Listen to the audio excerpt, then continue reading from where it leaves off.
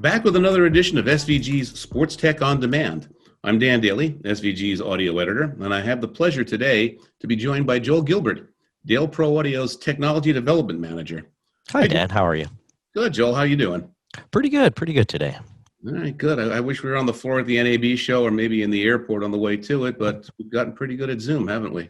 Yeah, over the past year, we've all really picked up some of these online meeting skills from all ages and walks of life. It's pretty incredible. It is. It's a good thing. So, well, I got some questions for you having to do with audio and sports. What's changed in terms of what broadcast audio professionals need and want in the way of equipment and technology in the last year or so?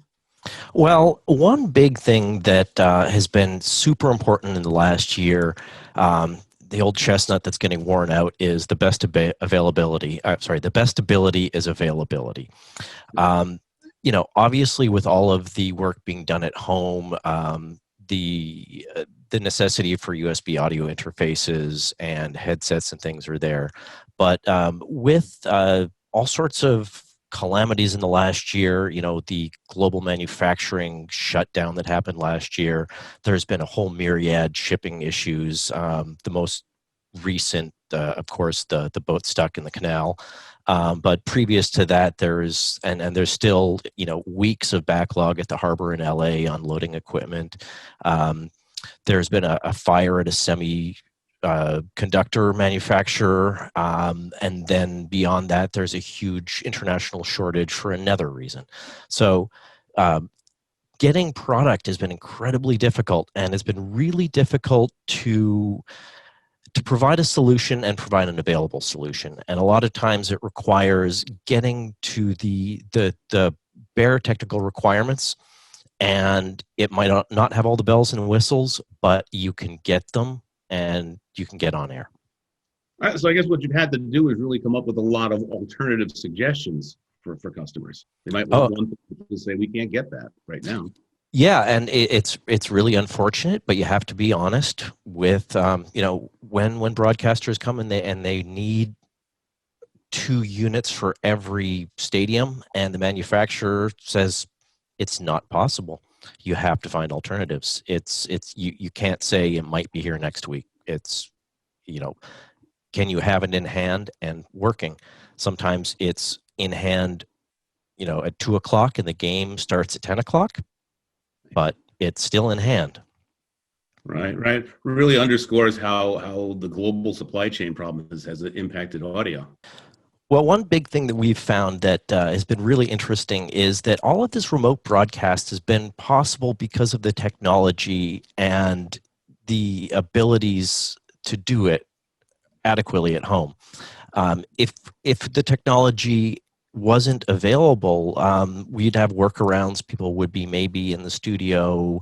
It'd be a lot different, but we are able to do it. And a lot of this is a testament to the really great engineering that's been happening. Engineering, the engineers out there have not taken a break. They have been locked up and they've been thinking and they've been writing, and a lot of these really interesting technological breakthroughs that we've been forced into in the last year. It's a real testament to the great engineering that's been happening. 2021, 2022 is going to look very interesting in terms of the kind of products that will be out there. Hey, absolutely. Besides retail sales, how else does Dale Pro Audio partner with its customers?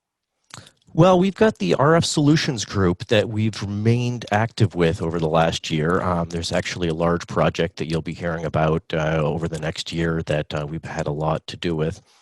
And so, with the changes in the RF spectrum, that's one way we've been reaching out and working with our customers to really overcome this challenge. And so a lot of it is just staying active with the customers, talking to them. Our salespeople have a great relationship with a lot of their customers, and it's hard to be on the ground now, but we are as close to on the ground as possible. Speaking of on the ground, you're in Queens. That's my old stomping ground. That's where I'm from. How is it out there?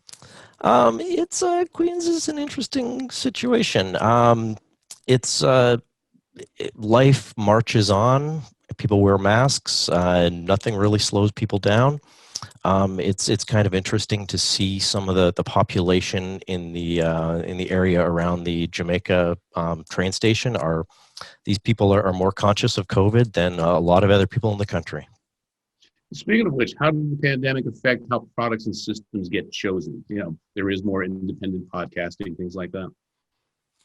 Yeah, a lot of the systems that are chosen, a lot had to do with the ease of usage.